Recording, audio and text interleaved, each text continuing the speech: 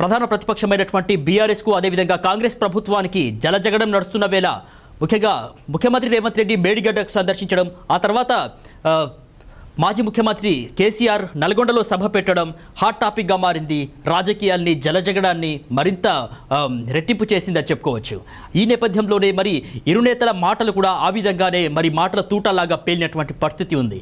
ఇప్పటికే కేసీఆర్ మరి మేడిగడ్డకు రేవంత్ రెడ్డి ఎందుకెళ్లారు అని ఒక అన్పార్లమెంటరీ లాంగ్వేజ్లో చెప్తే దానికి దీటుగానే బదిలిచ్చారు రేవంత్ రెడ్డి. ముఖ్యంగా అంటే మేము కాళేశ్వరానికి వెళ్తామని కేసీఆర్ చెప్తే మరి కాళేశ్వరానికి కాదు, పాలిచ్చే బర్రెని కాదని దున్నపోతును కోరుకున్నారని చెప్పేసి కేసీఆర్ అని అంటే మరి దాన్ని దీటుగానే ఖండించారు రేవంత్ రెడ్డి. ముఖ్యంగా ఏదైతే పాలిచ్చే బర్రె కాదు కంచెరె గాడిదను కాదని మరి రేసు గుర్రాన్ని తీసుకొచ్చారు అని చెప్పేసి ఆయన రేవంత్ రెడ్డి ఆయన ధీటుగా సమాధానం చెప్పడం జరిగింది కేసీఆర్కి. ఈ విధంగా జలజగడం నడుస్తున్న వేళ మరి కాళేశ్వరం పైన ఒక సంచలనమైనటువంటి విషయాన్ని బయటపెట్టింది.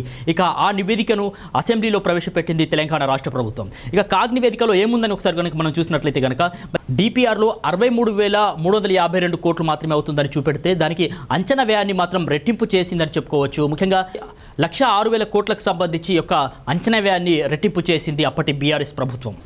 ఇక ఇదే సమయంలో మొత్తం ప్రాజెక్టు పూర్తయ్యే వరకు 1,47,427 కోట్లు ఖర్చు అవుతుందని కూడా కాగ్ నివేదిక స్పష్టం చేస్తోంది.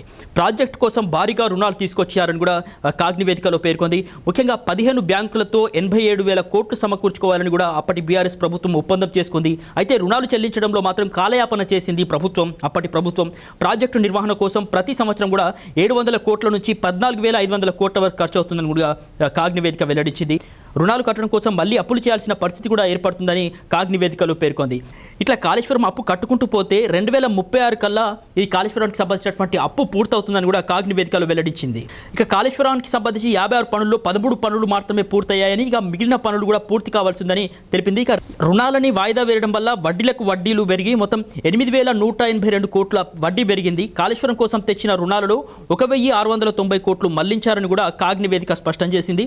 ఇక అదనంగా 587 కోట్ల వడ్డీ పడిందని చెప్పింది. ప్రతి ఏటా కూడా 14,462 కోట్ల రుణాలు చెల్లించాలని కాగ్ నివేదికలో చెప్పింది. మొత్తానికి కాళేశ్వరం ప్రాజెక్టుకు సంబంధించి వడ్డీతో సహా కలిపితే 1,47,427 కోట్లకు పెరిగిందని తెలిపింది.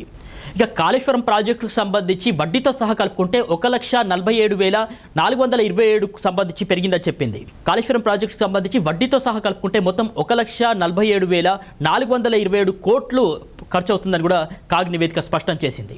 ఇక ఈ నేపథ్యంలోనే ఇప్పుడు ప్రభుత్వం అసెంబ్లీలో యొక్క కాగ్ నివేదికను వెల్లడించడం కూడా ఒక హాట్ టాపిక్గా మారినటువంటి పరిస్థితి అయితే నెలకొంది. చూద్దాం మరి దీనిపైన బీఆర్ఎస్ ఏ విధంగా స్పందిస్తోంది. ముఖ్యంగా బీఆర్ఎస్ నిర్కాటంలో పెట్టడానికి కాంగ్రెస్ ప్రభుత్వం ప్రయత్నిస్తున్న వేళ మరి ఇది ఎంత మేరకు ముందుకెళ్తుంది ఈ జలజగడం అనేది వేచి చూద్దాం.